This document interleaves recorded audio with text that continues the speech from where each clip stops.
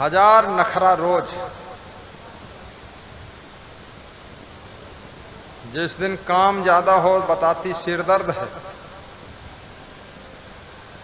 बर्तन मांजना हो तो बताती कमर दर्द है, और मायके जाना हो तो कहती है फिर से जवानी आई, जा रही हूं अकेले। बहुत दुष्ट है।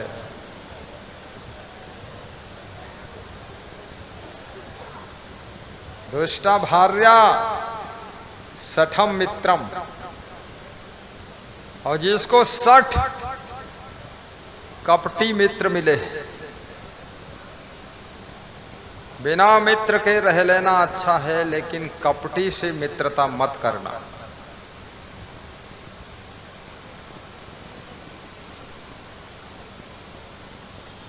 और नौकर चाकर ऐसे हैं, काम करने वाले घर के लोग, जो रोज जवाब देते हैं, प्रत्युत्तर देते हैं। तुम एक काम बताओ तो 2 काम तुमको बता देते। ऐसा बुद्धि उनकी।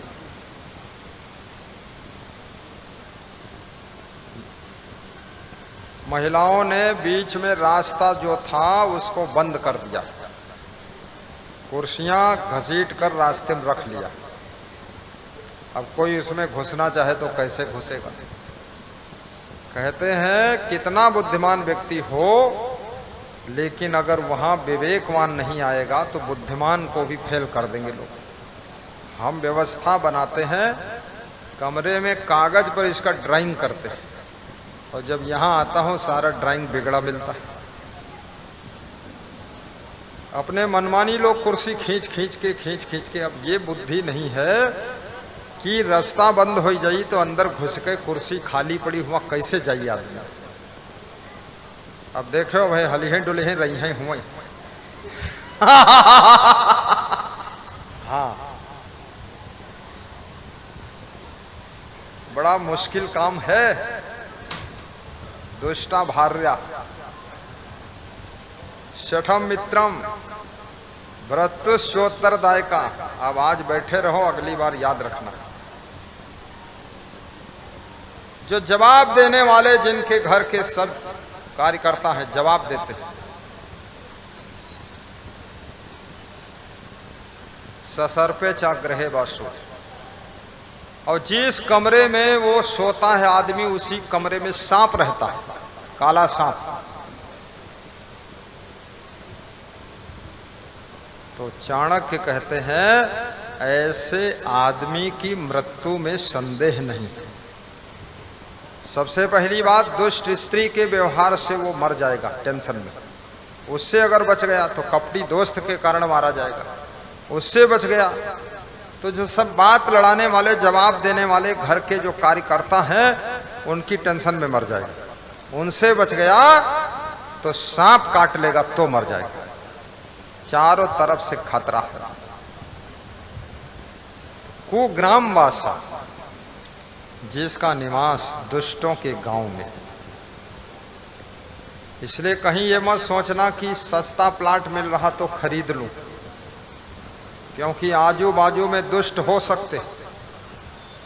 उन दुष्टों से परेशान होकर ही वो आदमी सस्ता प्लाट बेचकर भाग रहा है, सस्ता मकान बेचकर भाग रहा हो। तुम फंस जाओगे लालच में, और तुम बेच भी नहीं पाओगे।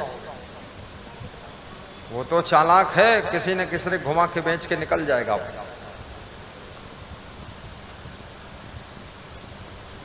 मैं छत्तीसगढ़ गया, दुर्ग जिले में एक भक्त के यहाँ पदरौनी, तो बहुत बड़ा मकान था। तो हमने कहा ये मकान कितने में लिया? बोले गुरुदेव 20 लाख में ले लिया। हमने कहा इतना बड़ा मकान 20 लाख में? इसमें तो 10-15 कमरे हैं। बोले हाँ। बहुत बड़ी जगह खाली पड़ी? बोले हाँ। तो हमने कहा इतना सस्ता मिल गया, बड़े भाग्यशाली हो। बोले बड़ा अभागा हूँ, चारों तरफ दुष्ट हैं। हाँ, अब बेच रहा हूं, बिक ही नहीं रहा है, सब तरफ दुष्ट भरा।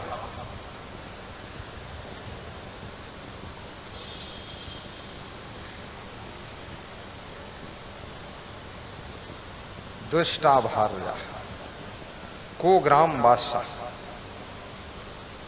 इसलिए मकान बनाइए तो पहले ये पता लगाइए किस ग्रेड के लोग यहां रहते हैं आसपास। भक्ति भाव वाले हैं, लड़ाई झगड़ा वाले हैं, मांस मछली वाले हैं, कि सत्संगी हैं, किस तरह के लोग रहते हैं। क्योंकि याद रखना, मकान कितना अच्छा हो पर आसपास के लोग अगर अच्छे नहीं हैं तो आपको अपने मकान में भी शांति मिलने वाली नहीं है, उनके कारण तुम अशांत हो जाओगे।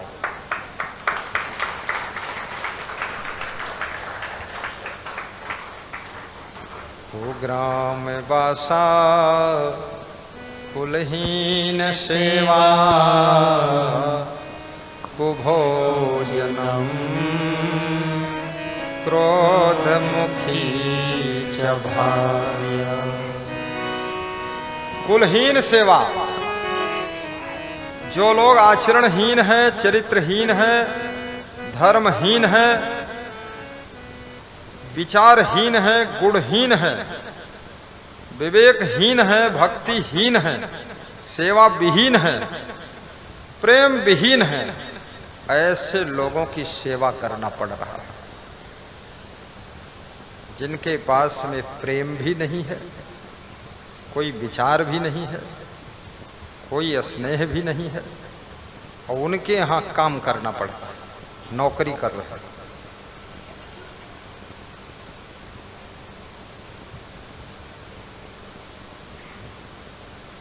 उन लोगों के व्यवहार से बिना आग के वह व्यक्ति रात दिन जलता रहता है।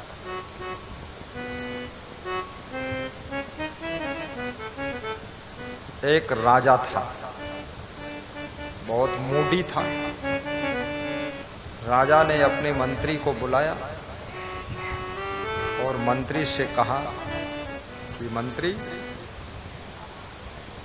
ये फाइल है और इतना काम है, रात भर में पूरा करके कल 12 बजे कंप्लीट दिखा देना।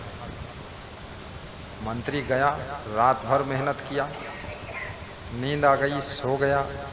सवेरे मेहनत किया, काम पूरा नहीं हो पाया, अधूरी फाइल लेकर आ गया। राजा ने बुलाया कि लाओ फाइल, हो गया काम? महोदय नहीं हो पाया, अधूरा है। राजा को गुस्सा आ गई कि तूने ये काम भी नहीं पूरा कर पाया, क्या समझ रखा है?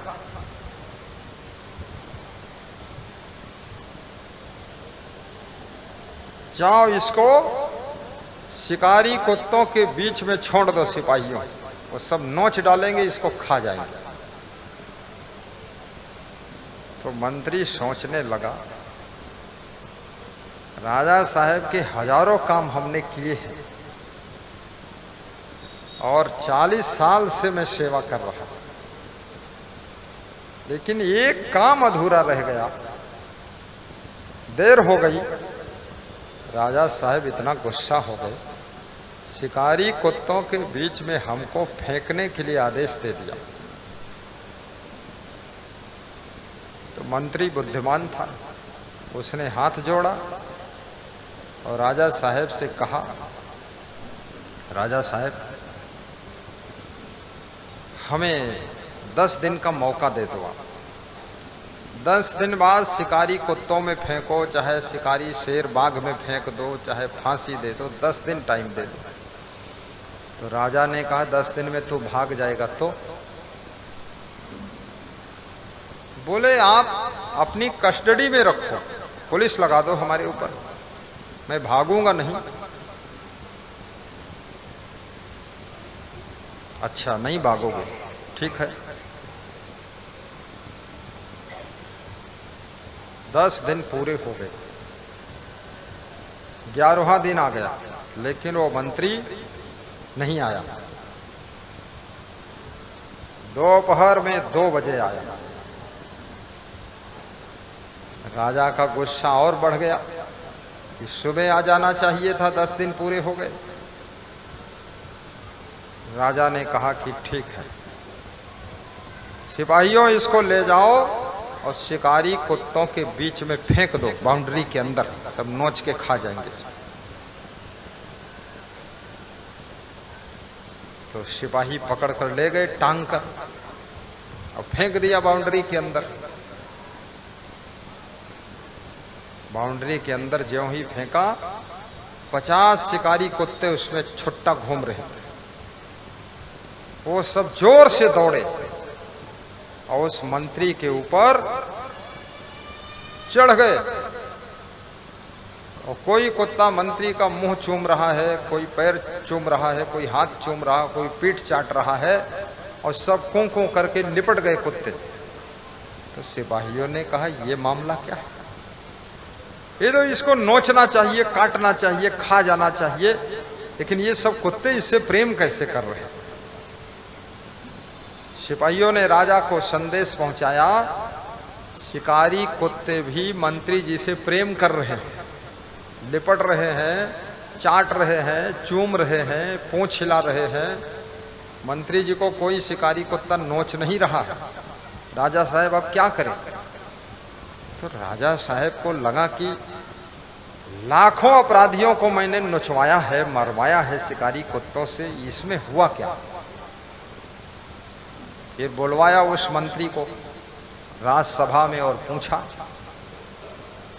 तो उसने हंस करके उत्तर दिया कि राजा साहब, 10 दिन का जो समय आपसे मांगा था, छुट्टी मांगी थी, उन 10 दिनों में मैंने दूसरा कोई काम नहीं किया है, एक ही काम किया हूँ। बोले क्या? बोले इन शिकारी कुत्तों को मैंने दूध पिलाया है, और इन शिकारी कुत्तों को मैंने बिस्कुट खिलाया है, और इनकी पीठ सहलाया हूँ, इनसे मैंने दोस्ती बनाया है, प्रेम बनाया है। और उसके बाद 11वें दिन इनके बीच में आपने हमको फेंकवाया, तो इन कुत्तों ने हमको नहीं काटा, हमको नहीं नोचा, हमको नहीं मारा, हमसे प्रेम किया है। लेकिन राजा साहब मुझे हंसी आती है, 40 साल से आपकी सेवा किया हूँ, और एक गलती हो गई तो आपने हमको जान लेने की सजा दे दिया है। ये आपसे तो कुत्ते बेहतर हैं जो 10 दिन की सेवा से हमको प्रेम कर रहे हैं।